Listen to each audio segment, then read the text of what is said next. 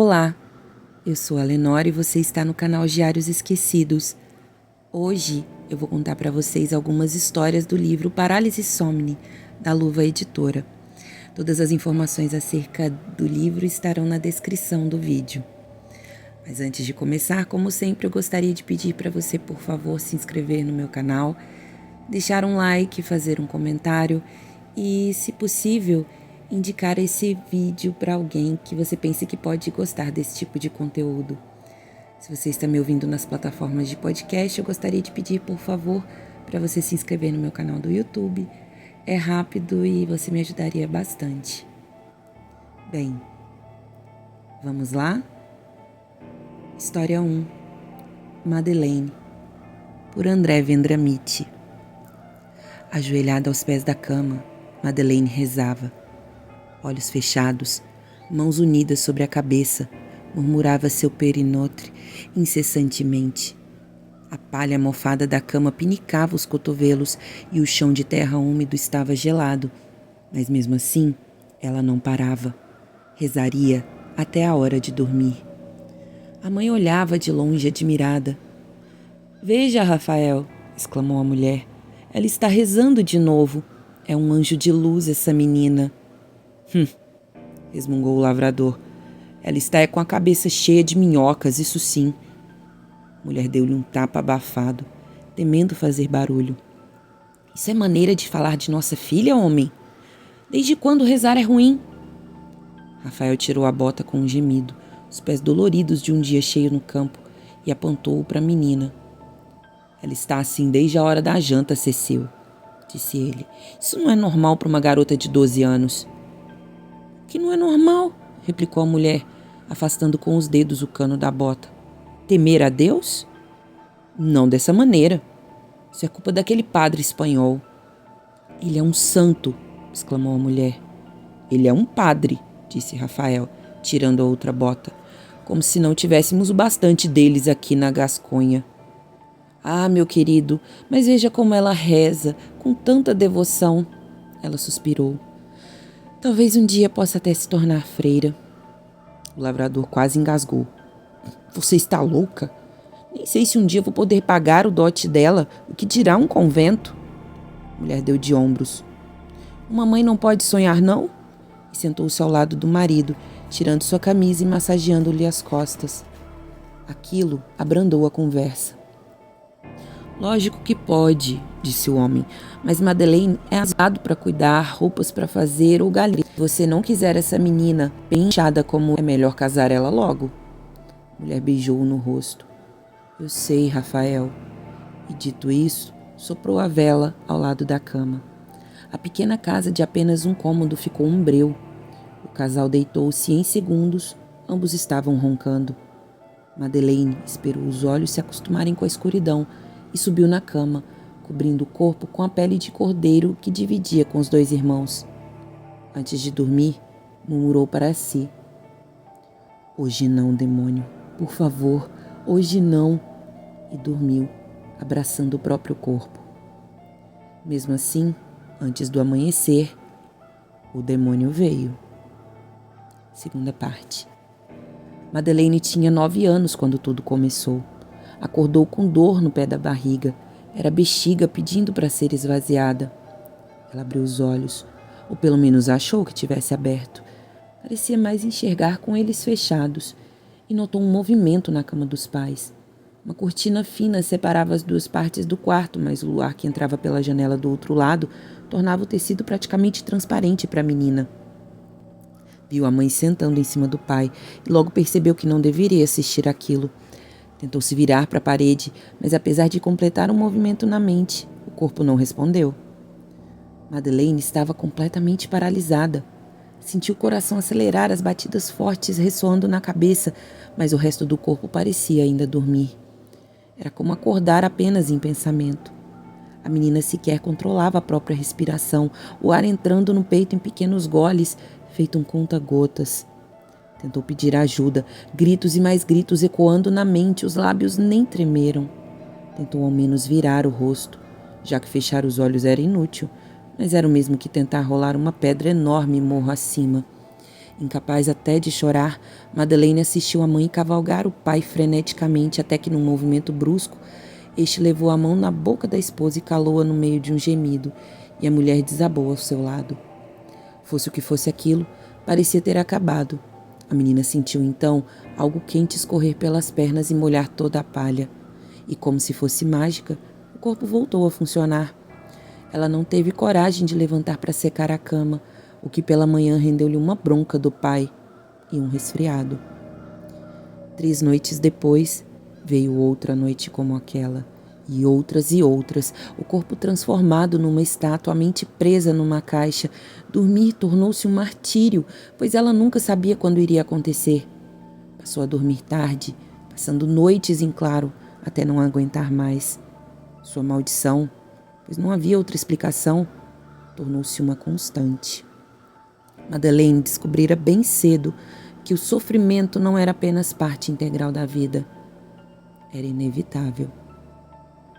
Parte 3.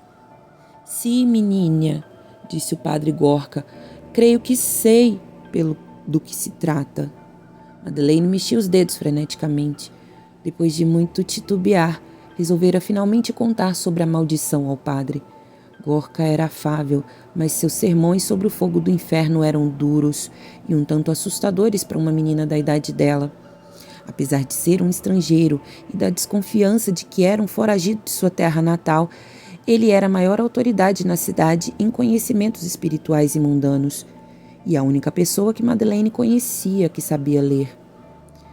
Ela contara tudo sobre as crises, como ocorriam, quanto duravam, o que sentia. Só não revelara os detalhes da primeira noite por medo ou pudor. Gorka entrou na sacristia, um cômodo baixo, em anexo à pequena igreja de madeira que também era seu quarto. Saiu de lá com um livro grosso de capa de couro envelhecido. Abriu-o sobre o altar, iluminando as páginas com uma das velas que ali estava. Mira cá, Madeleine, e conheça seu inimigo. A menina andou com passos curtos até a mesa. Deu de cara com a gravura de um homem com metade do corpo caído para fora da cama e uma figura grotesca empoleirada sobre o peito. Parecia uma mulher, mas tinha asas de morcego, pés de galinha e dentes afiados como de uma lampreia. A criatura estava nua, os seios firmes como o de uma mulher jovem. A posição dela sobre o homem imediatamente lembrou a da cena de seus pais, e Madeleine caiu sentada no chão. O que é isso, padre? Gaguejou a menina. Una sucubus, minha pequena, um demônio. Ele fechou o livro. Uma criatura vil, atraída por el vigor da juventude, que se alimenta da pureza de jóvenes como usted. Mas, padre Gorka, como? Sussurrou ela. Como eu posso me proteger disso? O sacerdote sorriu. Fé, minha hija. Somente a fé em nosso Senhor Jesus Cristo. Ele é nossa fortaleza, nosso refúgio e nossa salvação. A garota fez o sinal da cruz, mas não sentiu nenhum alívio nisso. Então o que eu faço da próxima vez que isso acontecer? Da próxima vez que... Ela olhou para o livro fechado e lágrimas surgiram em seus olhos. Ele me procurar. Reze, Madeleine. Reze como se sua alma estivesse sendo devorada, pois ela está. Parte 4. A garota fitou o rio que cortava a colina. No final da tarde, ele era lindo de ver. As águas tingiam do laranja do pôr do sol, parecido um rio de fogo e tinta. Madeleine não sentia a mínima vontade de voltar para casa e enfrentar seus demônios. Somente quando as primeiras estrelas despontaram foi que ela desceu o morro em direção à cidade. Sentia-se derrotada. Não conseguia enxergar dentro de si forças para combater um mal tão grande. Mesmo assim, ela rezou, e rezou e rezou, até as palavras e ela perderem o sentido. Naquela noite o demônio não veio, e nem na outra. Quando percebeu, Madeleine rezava por horas todas as noites antes de dormir, como se sua vida dependesse disso. Mas nessa noite, o demônio veio. A menina acordou petrificada, os ossos e músculos o mais frio dos mármores. Só que algo estava diferente. Um peso enorme pressionava seu peito, impedindo-a sequer de respirar. Era como se uma mão invisível apertasse seu coração. Sentiu um novo nível de desespero tomar conta de si e a visão falhou. E então, ele estava ali, no pé da cama, o súcubus, como o padre Gorka havia chamado. Primeiro foram as asas despontando das sombras, um pedaço da escuridão do quarto que ganhara vida e textura. Logo, a criatura grotesca estava sobre Madeleine, as garras ao redor do braço, a enorme língua deslizando sobre seu rosto. A menina concentrou todas as forças para não olhar a criatura nos olhos. Sabia que se fizesse isso, perderia a alma para sempre. A pressão no peito aumentou até as costelas estalarem e, em instantes, Madeleine apagou. Acordou assustada, o sol do dia já batendo no rosto. Foi quando notou algo gelado no meio das pernas. Puxou lentamente a pele de cabra, a mancha escura revelando-se aos poucos. Mordeu a mão para não gritar. Ela estava sangrando. Já havia conversado isso com outras meninas da vila. Quando uma mulher se casa, na primeira noite, o homem fura a mulher por baixo para torná-la sua esposa. Isso sempre a aterrorizou, saber que teria de ser cortada para tornar-se mulher. Mas aquilo era diferente. Ela não sentia dor, exceto por um leve desconforto na barriga. Mas havia muito sangue ali. Madeleine não havia sido tomada como esposa por um homem, mas por um demônio. Sua virtude e sua inocência haviam sido roubadas. Ela estava marcada para a danação. Era, agora, a esposa de Satã. Sem olhar para trás, saiu correndo pela porta e só parou quando já estava às margens do rio. Levara consigo toda a palha ensanguentada. Não faria a mãe ter o desgosto de ver aquilo. Sob uma pedra, ela deixou a fita vermelha que trazia no cabelo, o único presente que ganhara em toda a sua vida, e lavou os pecados na água fria do rio Ardur. Sua vergonha, assim como seu corpo, nunca seria encontrada. Fim da primeira história. História 2. Terror e Medo, por Arthur Laiso. Roberta havia acabado de se mudar. Durante anos morou em um apartamento e o sonho de seu marido era uma casa com um jardim, quintal nos fundos, plantas, sol e até um cachorro grande e saudável correndo pelo terreno. Era casada com Júlio há 10 anos e tinham 2 filhos. Ele exalava jovialidade com seus 35 anos, corpo atlético e bem formado, contudo destoando do conceito geração saúde. Roberta, apesar dos 30 anos, parecia mais velha. Era magra em excesso e o rosto ossudo lhe conferia um aspecto doente ou de cansaço crônico. Embora fosse contrária, talvez aquela nova casa fosse o estímulo para a mudança de seus hábitos. Ao contrário dela, Júlio era bem relacionado e gostava de sair com os amigos ou recebê-los em casa. Por sua, Roberta participava desses encontros com prazer. Afinal, não fosse pela vida social do marido, ela não teria nenhuma amizade. Talvez o único gosto que compartilhasse com o marido fosse o de beber socialmente. Preferia vodka, mas algumas vezes o acompanhava com cerveja ou até mesmo cachaça. Não eram de ficar bêbados em público e muito menos de dar vexame pela bebida. O casal vivia uma vida plena e feliz. As crianças não davam problemas. Foram sempre bem educadas e boas na escola. Contudo, uma noite, após o jantar, começou uma chuva fraca que rapidamente se transformou numa tempestade assustadora. Permaneceram na sala conversando e esperando que Deus ou Santa Clara dessem um jeito naquela intempérie. Embora não tivessem medo de chuva, naquela noite a intensidade da tormenta era assustadora. Nada parecia apaziguar a fúria do tempo e das águas em meio a raios e trovões.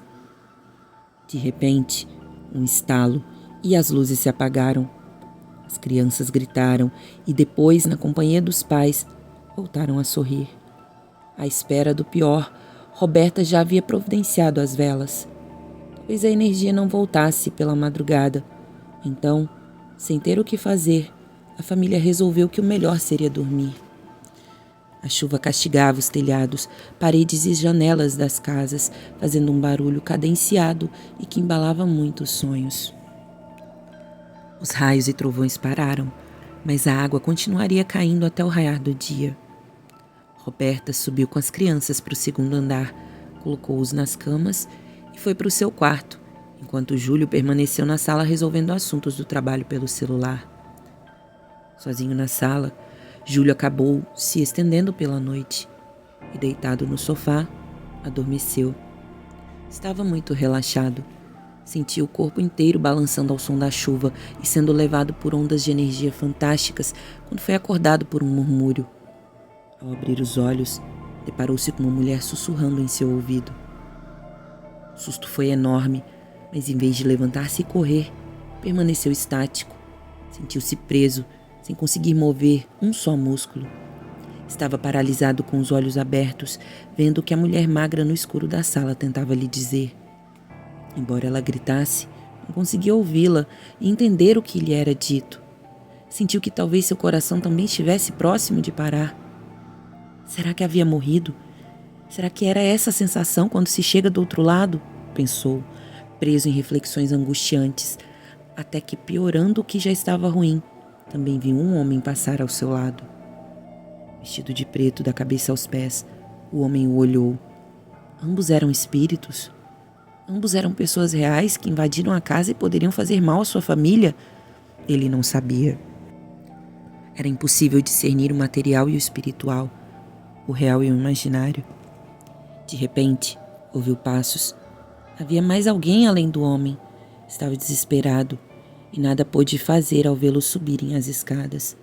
Passou a temer pela família. Será que eram assaltantes? Parte 2. Os dois homens entraram no quarto onde Roberta dormia sozinha, a coberta cobrindo pouco do seu corpo e a luz da vela bruxuleando e mexendo com a libido dos assaltantes. Um deles, o todo de preto, parou para ver as pernas bem torneadas da mulher. Sentiu uma ereção aparecer entre as pernas e sabia que não resistiria. O outro maneou a cabeça, confirmando a mesma intenção. A um olhar mudo, o menor deles, com blusa branca, se posicionou na cabeceira da cama e, juntos, pularam sobre a vítima. O grito da mulher foi silenciado por uma mão grossa e forte. Parte 3. Júlio, na sala, ouviu o grito da esposa. Ele sabia o que estava acontecendo naquele momento.